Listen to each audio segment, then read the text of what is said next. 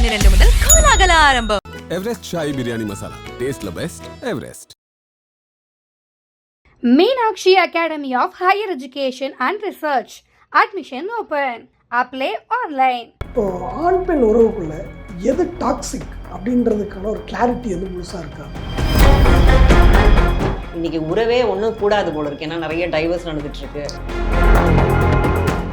இப்போ வந்து ஒரு ஃபோனில் வந்து ஒரு பாஸ்வேர்டு போட்டு வச்சிருக்கிறது, இந்த மாதிரி விஷயம் இருக்கும்போது வந்து அந்த ஃபோன் பாஸ்வேர்டு கேட்குறது, அதே வந்து இங்கே ஒரு டாக்ஸிக் அப்படின்னு பார்க்கணும். அப்போ அதை நம்ம எப்படி பார்க்கலாம்? கரெக்ட். இது வந்து கண்டிப்பாக டாக்ஸிக் தான் நம்ம சொல்லுவோம். ஏன்னா வேற எந்தெந்த விதங்கள் எல்லாம் வந்து நம்ம டாக்ஸிக் நம்ம வந்து ஐடென்டிஃபை பண்ணணும். மாதிரி இமோஷன்ஸையும் கிவ் பண்ணணும், டேக் பண்ணணும், ரிசீவ் பண்ணணும், லிசன் பண்ணணும். இவங்க என்ன பண்ணுவாங்கன்னா இமோஷன்ஸாக வந்து பேசினாலே கட் பண்ணிடுவாங்க. அதாவது இப்போ லவ்னா பிரேக்கப் பண்ணிக்கிறது கூட ஓகே, பட் கல்யாணம்ன்ற போது டிவோர்ஸ் இஸ் அ பிக்கெஸ்ட் ஸ்டெப்புன்ற மாதிரி. கஷ்டப்பட்டு துன்பப்பட்ட அந்த குழந்தைங்க முன்னாடி நீங்கள் சண்டை போட்டு இது பண்ணுறதுக்கு பெட்டர் டிவோர்ஸ்க்கு வாங்கிட்டு கூட போகலாம். எல்லார்கிட்ட பேசும்போது நல்லா இருக்குது, இவங்ககிட்ட பேசும்போது மட்டும் எனக்கு ரொம்ப டவுனாக ஃபீல் பண்ணுறேன், பேட்டரி டவுன் ஆன மாதிரி இருக்குது, நல்லாவே இல்லை, ரொம்ப I feel ashamed, I feel angry after talking, I feel upset, நெகட்டிவ்னா there is something wrong with the vibe which is coming from the part.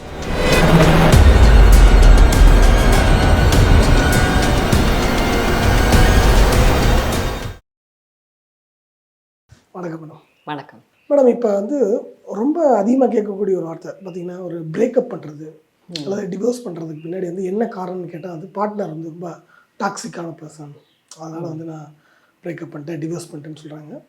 ஒரு டாக்ஸிக்கான நபர்கிட்டருந்து வந்து விலகி இருக்கிறது நல்லது தான் அப்படின்னாலும், இப்போது ஆண் பெண் உறவுக்குள்ளே எது டாக்ஸிக் அப்படின்றதுக்கான ஒரு கிளாரிட்டி வந்து முழுசாக இருக்கா அப்படின்றதும், இதெல்லாம் டாக்ஸிக்ன்றதை பற்றி டிஸ்கஸ் பண்ணுறது ரொம்ப முக்கியமாக இருக்குது. அதை பற்றி பேசலாம். ஓகே. இப்போ நம்ம நிறைய கேள்விப்படுறோம், ரொம்ப பாப்புலர் ஆகிடுச்சு டாக்ஸிக்னு. ஆக்சுவலாக உளவில் ரீதியாக பார்த்தீங்கன்னா இதை வந்து நம்ம அன்ஹெல்தி ரிலேஷன்ஷிப்னு சொல்லுவோம், இல்லைனா வந்து இன்செக்யூர் ரிலேஷன்ஷிப் அப்படின்றதான் பார்க்குறோம்.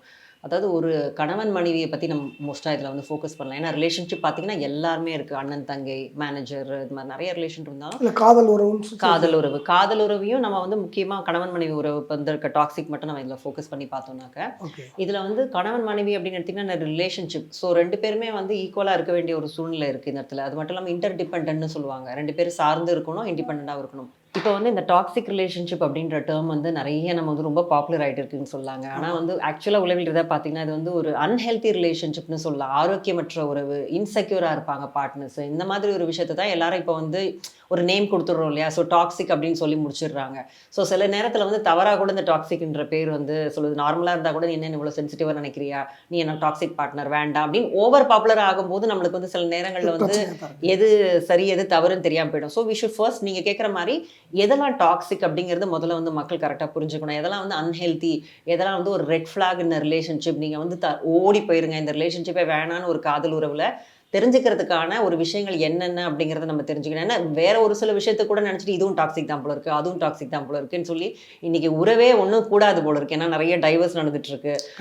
ஒரு வருஷத்துல பார்த்தீங்கன்னா 6 மாசம் பார்த்தீங்கன்னா நீ டாக்ஸிக்கா இருக்கிறேன்னு சொல்லி வளர்க்குறாங்க. ஸோ சில வேர்ட்ஸ் வந்து ஓவர் பாப்புலர் ஆகுறதுனாலையும் சில பிரச்சனைகள் இன்னைக்கு காம்ப்ரமைஸ் பண்ணிக்க முடியல. ரிலேஷன்ஷிப்னு எடுத்துக்கிட்டாலே ஒரு சில விஷயங்கள் இருக்கதாங்க செய்யுது. அதாவது ட்ரஸ்ட் அப்படிங்கிறது வந்து ஒரு சீடுன்ற மாதிரி, ஒரு வேறு அப்படிங்கிற மாதிரி நம்ம பார்த்தீங்கன்னா ட்ரஸ்ட் ரொம்ப ரொம்ப முக்கியம். நிச்சயமா ஆனஸ்டி ரொம்ப ரொம்ப முக்கியம். அதில் வந்து லாயல்ட்டி ரொம்ப ரொம்ப முக்கியம். அதே மாதிரி வந்து ஒரு சப்போர்ட் ஃபார் ஈச் அதர், இதெல்லாம் ரொம்ப ரொம்ப முக்கியம். இந்த மாதிரி விஷயங்கள்லே வந்து ஒரு பிரச்சனை வருன்ற போது that becomes a toxic relationship.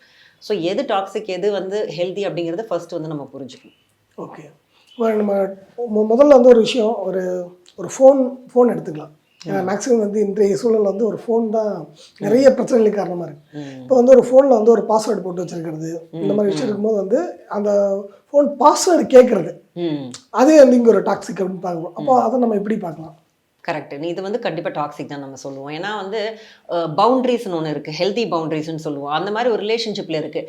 உனக்கு எனக்கும் எதுவுமே இல்லை, எல்லாமே ஒன்று தான் அப்படிங்கிற மாதிரி பார்க்குறது வந்து ஹெல்தி கிடையாது. ஓகே, அதுதான் சீக்ரெட்னு நம்ம சொல்ல முடியாது. ஒரு மாதிரியான ஒரு சின்ன ஸ்லைட் பிளர் தான் சொல்ல முடியும். இந்த கோட்டுக்கு அந்த கோட்டுக்கு நடுவில் ரொம்ப ஒரு இதாக தான் இருக்குன்னு நம்ம சொல்ல முடியும். அதே நேரத்தில் வந்து நான் ஏற்கனவே சொன்ன மாதிரி அதனால தான் இன்டர் டிபெண்டன்ட்னு சொன்னேன். உங்களுக்கு ஸ்பேஸும் கொடுக்கணும் பார்ட்னர்கிட்ட எல்லாமே ஒளிவு மறைவே இருக்கக்கூடாது. நீ என்ன செய்கிற, எப்போ செய்கிற, இதெல்லாமே எனக்கு தெரியணும் அப்படின்றது இல்லை. ஆஸ் லாங் அஸ் நீங்கள் லாயலாக இருந்தீங்கன்னா உங்கள் நண்பர்களோட நீங்கள் வெளியில் போகலாம், நீங்கள் வந்து ஒரு அக்கௌண்ட் வச்சுக்கலாம், அதில் நீங்கள் உங்களுக்கு பிடிச்ச படம் பார்க்கலாம். எல்லாத்தையும் உங்கள் ஸ்பவுஸ் கிட்ட சொல்லணும்னு ஒன்றும் அவசியம் கிடையாது. As long as it's not guilty provoking. நீங்கள் சொல்லணும்னு அவசியம் கிடையாது. இதனால் நீங்கள் பிட்ரே பண்ணலை, உங்களுக்கு வந்து இதனால் ஒரு குற்ற உணர்வு வரலன்ற பட்சத்தில் you can have your own space. அவங்களுக்குன்னு ஒரு வாழ்க்கை இருக்குது, இண்டிபெண்டாக வாழலாம், தப்பு கிடையாது. ஒரு சில பேர் வந்து ரொம்ப இம்மெச்சூர்டான்னு சொல்லலாம். நான் வந்து நான் அக்கௌண்ட் வச்சுப்பேன். இந்த டீனேஜர்ஸ் கிட்ட நிறையா நான் கேள்விப்படுறேன் கவுன்சிலிங்கில். என்ன சொல்லுவாங்கன்னா, எனக்கு ஒன்று ரொம்ப பிடிக்கும் இல்லை, எல்லா பாஸ்வேர்டும் எனக்கு கொடுத்துரு, நான் பார்த்துக்கிறேன், உங்ககிட்ட எந்த பாய்ஸ் பேசினாலும் நான் வந்து அவங்கள சரி கட்டுறேன் அப்படிங்கிற மாதிரிலாம். ஒன்றே இவங்களும் வந்து ரொம்ப லவ் பண்ணுறோம் அப்படின்னு நினைப்பாங்க. அது பேர் லவ்வே கிடையாது. இது வந்து தேவையில்லாமல் ப்ரீச் பண்ணுறாங்க உங்கள் ஹெல்தி பவுண்டரிஸை. இன்றைக்கி நல்லாயிருக்கும், போக போக வந்து அதுவே வந்து என்னோட இடத்த நீ என்கரேஜ் பண்ணுறேன்ற அளவுக்கு அவங்களுக்கு ஆகிடும். இது வந்து அதை தான் முதல்ல இதுவும் வந்து ஒரு ரெட் ஃப்ளாக் அப்படின்னு நம்ம சொல்லலாம். டாக்ஸிக் மெயினான விஷயம் வந்து பார்த்தா இந்த சந்தேகப்பட்டு இது மாதிரி ஃபாலோ பண்ணுறது அது வந்து ரொம்ப முக்கியமாக இருக்குது. வேற எந்தெந்த விதங்கள் எல்லாம் வந்து அவங்க வந்து நம்ம டாக்ஸிக் நம்ம வந்து ஐடென்டிஃபை பண்ணலாம்? கரெக்ட், இது குட் கொஸ்டின். அதாவது வந்து இங்கே லிசன் பண்ண மாட்டேங்கிறாங்கன்னு வச்சுக்கோங்களேன். இப்போ வந்து நான் ஏதோ உங்ககிட்ட சொல்லணும்னு வரும்போது உங்களை பற்றியே பேசிகிட்டு இருக்கீங்க, நம்மளை பற்றியே தான் பேசிகிட்டு இருக்கணும், என்னோட பிரச்சனைகள் எல்லாத்தையும் பற்றி தான் பேசுவேன், நீ ஏதாவது பேச வரன்ற போது ஓகே எனக்கு தலைவலிக்குது அப்படின்ற மாதிரி நம்ம நிறுத்துறதும் வந்து ஒரு சைன் ஆஃப் டாக்ஸிசிட்டி தான். அதாவது relationship is all about give and take, sharing. அந்த ஷேரிங்கிறது வந்து ஈக்குவலாக இருக்கணும். ஒரு பக்கம் கிவிங்லேயே இருப்பேன். நிறைய பொண்ணுங்களும் கூட இந்த தப்பு பண்ணுவாங்க, பசங்களுமே இந்த தப்பு பண்ணுவாங்க. I am a giver in a relationship, I am like sacrificing candle மாதிரி எல்லாம் நான் கொடுத்துட்டே இருக்கேன். நான் சொன்னேன், யார் உங்களை கொடுக்க சொன்னா? இவ்வளோ கொடுத்தீங்கன்னா இன்னொருத்தங்க அட்வான்டேஜ் தான் எடுப்பாங்க. ஈக்குவலாக இருக்கணும், கிவ் அண்ட் டேக். அதில் மோஸ்ட்டாக பார்த்தீங்கன்னா woman psychology they want more of. அது வந்து அவங்களோட பயாலஜிக்கலாகவே ஹார்மோனலாக அந்த விஷயம் இருக்குது. ரொம்ப கேர் அண்ட் சப்போர்ட் எதிர்பார்ப்பாங்க. எல்லாம் கொஞ்சம் அதிகமாக அந்த விஷயங்கள் இருந்தாலுமே ஓரளவுக்காவது பேலன்ஸில் இருக்கணும். ஒன் வே ரோடு மாதிரி நான் கொடுத்துக்கிட்டே இருப்பேன், நீ எடுத்துக்கிட்டே இருப்பேன் அப்படின்னா சம்டைம்ஸ் அது வந்து அந்த இது ஆகிடும். அதனால் லிசனிங் பண்ண போது கூட நீங்கள் உங்கள் பிரச்சனையை சொல்கிறீங்களா, உங்களுடைய சந்தோஷத்தை ஷேர் பண்ணுறீங்களா, நானும் ஷேர் பண்ணணும். அது மாதிரி அந்த லிசன் பண்ணாமல் இருக்கிறது பார்த்தீங்கன்னா அவங்கள பற்றி அவங்க வந்து கிராண்டியோஸாக பேசிக்கிட்டே இருப்பாங்க. நான் இங்கே போனேன் அப்படியானா, நான் எனக்கு இப்படி ஆச்சு அப்படின்ற மாதிரி பேசுகிறேன். இந்த மாதிரி ஒரு விஷயமே பார்த்தீங்கன்னா அது ஒரு ரெட் ஃப்ளாக் சொல்லலாம். இன்னொரு விதமாக பார்த்தீங்கன்னா வந்து மேனிப்புலேட்டர்ஸ்ன்னு சொல்லுவாங்க. லைக் வந்து ரொம்ப மேனிப்புலேட்டிங்காக இருப்பாங்க. அது எல்லாருக்குமே தெரியும், இது ஒரு பெரிய ரெட் ஃப்ளாக்னு சொல்லிட்டு. கேஸ் லைட்டிங்னு ஒரு கான்செப்ட் சொல்கிறாங்க.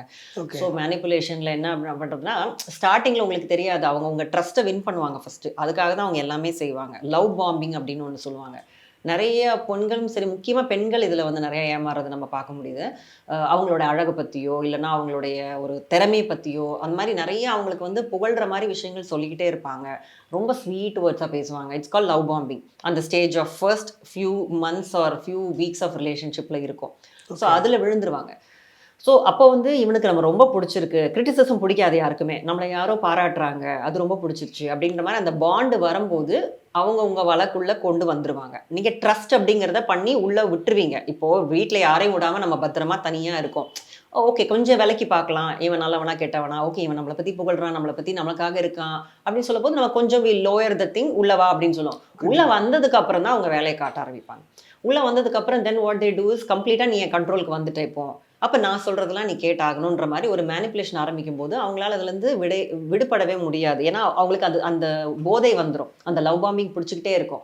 இன்றைக்கி அவன் அப்யூஸ் பண்ணால் நாளைக்கு இன்னொரு நாள் நம்மளை பற்றி பாசிட்டிவாக சொல்லுவான்ற ஒரு எதிர்பார்ப்பிலே போதை மருந்துக்கு அடிமை மாதிரி அதான் தான் சொல்லுவாங்க ட்ராமா பாண்டிங் மாதிரி. யார் நம்மளை அப்யூஸ் பண்ணுறாங்களோ அவங்கள விட்டு வரவே மாட்டாங்க. நிறைய பெண்கள் இதில் மாட்டிப்பாங்க. எவ்வளோ அப்யூஸ் பண்ணி அடிக்கட்டும், இல்லை வேர்பல் அப்யூஸ் கூட பண்ணட்டும், இமோஷனல் அப்யூஸ் பண்ணட்டும், they will not come out because அவங்க அந்த போதையிலேயே இருப்பாங்க. அவங்க இது கூட திரும்ப போயிட்டு இருப்பாங்க.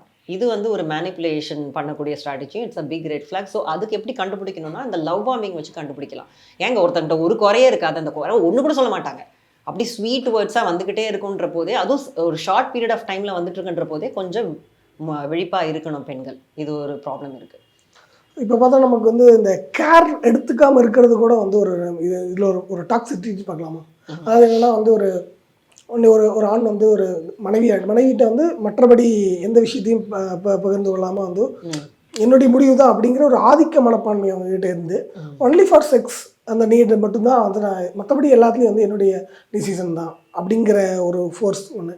இன்னொன்று மனைவி வந்து ஒரு எக்கனாமிக்கலாக டிபெண்ட் மட்டும் பண்ணிட்டு இன்னொன்று எமோஷ்னலி வந்து அந்த சரியான கனெக்டிவிட்டி கொடுக்காமல் இருக்கிறது, இதெல்லாம் வந்து நம்ம ஒரு டாக்ஸிட்டியாக பார்க்கலாமா?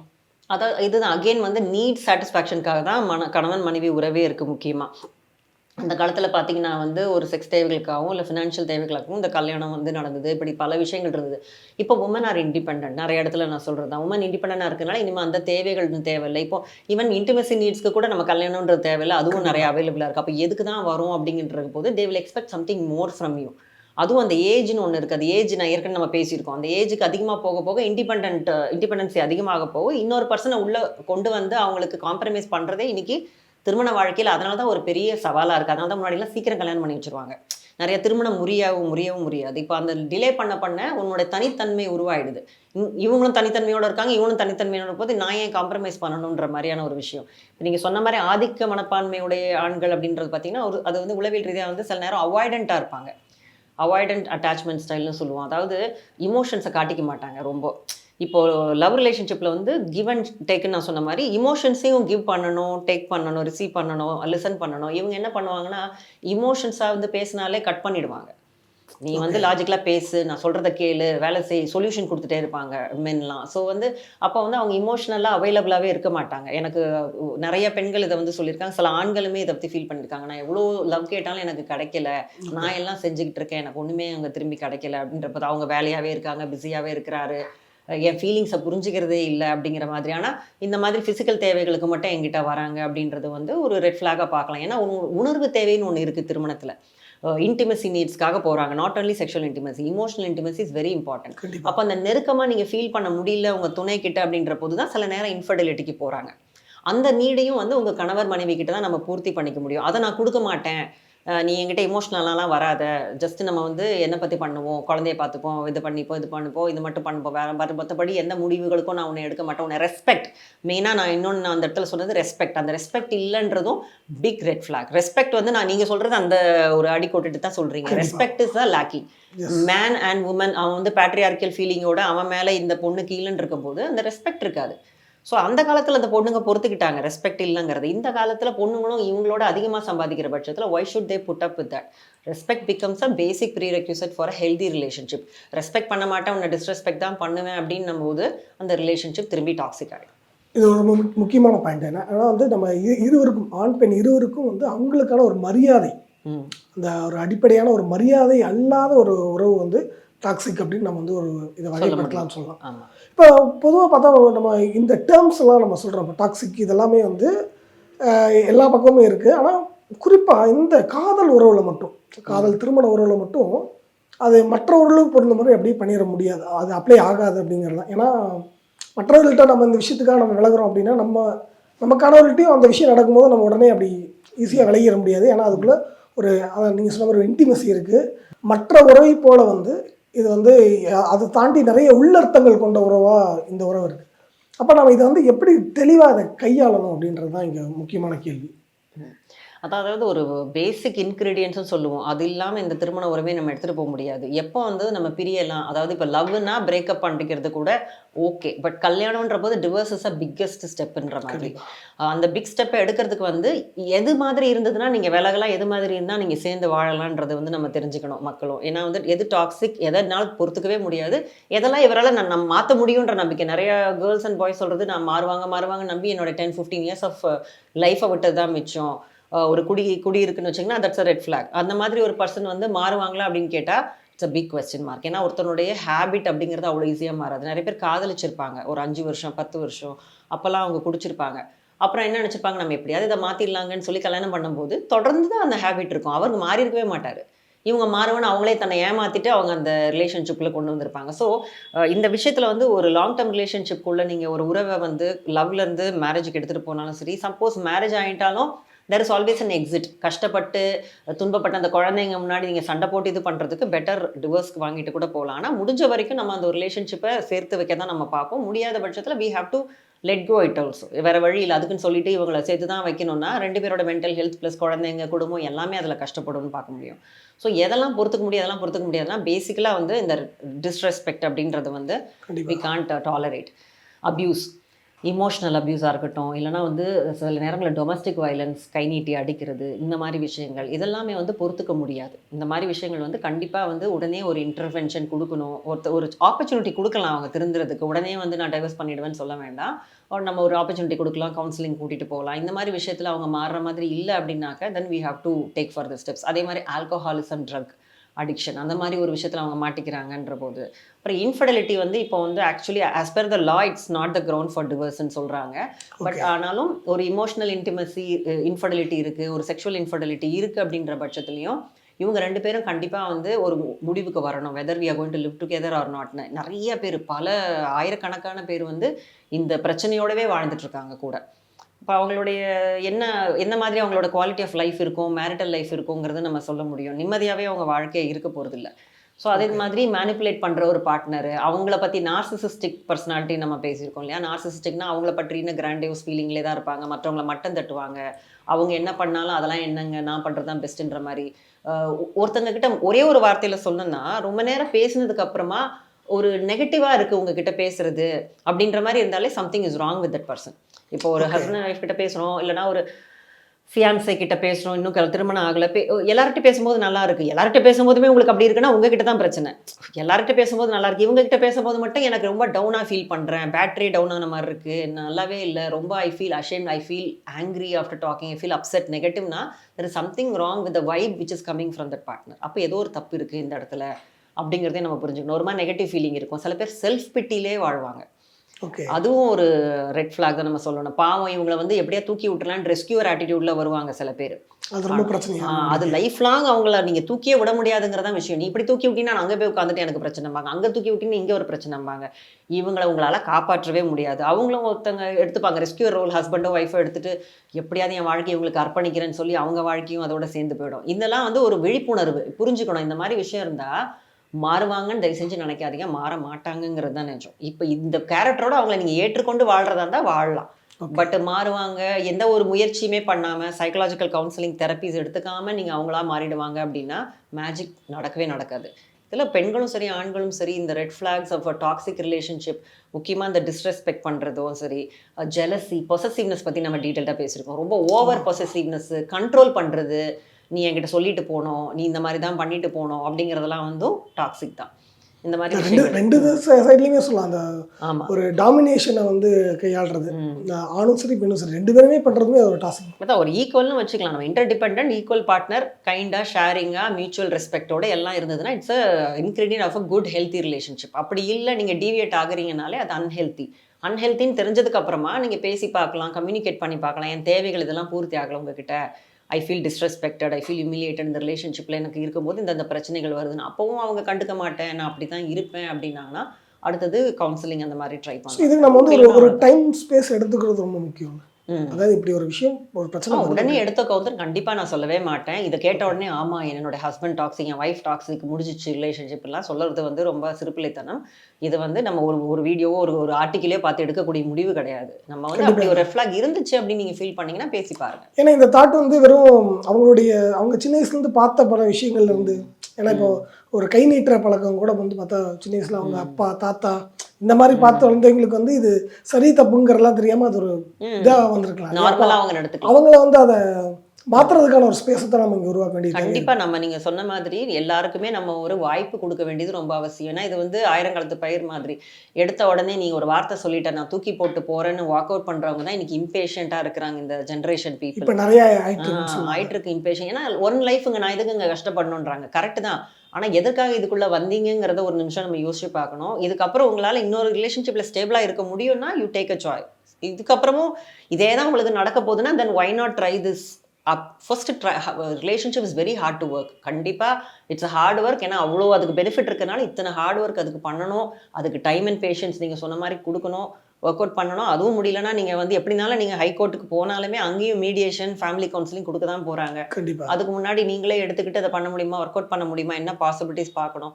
இல்லை முடியலையா தென் மியூச்சுவல் கன்சென்ட்ல நம்ம பண்ணிட்டு போகிறது. முதல்ல எது டாக்ஸிக்ன்றதை ஃபைண்ட் அவுட் பண்ணணும். அதுக்கடுத்து அதுக்கான வந்து அதுலேருந்து மீண்டு வர்றதுக்கான வாய்ப்புகளை நோக்கி போடணும். இப்ப இந்த பதிவுல நம்ம பேசுறது எது முதல்ல டாக்ஸிக்ங்கிறதே இன்னைக்கு நிறைய பேர் புரிஞ்சுக்காம தொட்டதெல்லாமே டாக்ஸிக்னு சொல்றாங்க. ஒரு வார்த்தை சொல்லி திட்டாலே இது வந்து டாக்ஸிக் பார்ட்னர்னு சொல்றாங்க. அதாவது தங்களுக்கான ஒரு ஆயுதமாக ஒரு அரணாக எடுத்துக்கிறது வந்து நீ டாக்ஸிக்கா இருக்க அப்படின்னு சொல்றது வந்து ரொம்ப மோசமான அறகுறைய சில ஆர்டிக்கல் படிச்சுட்டு இந்த மாதிரி பதிவுகளை பார்த்துட்டு நீ டாக்ஸிக் பார்ட்னர்லாம் சொல்றதெல்லாம் வந்து ரொம்ப தப்பு.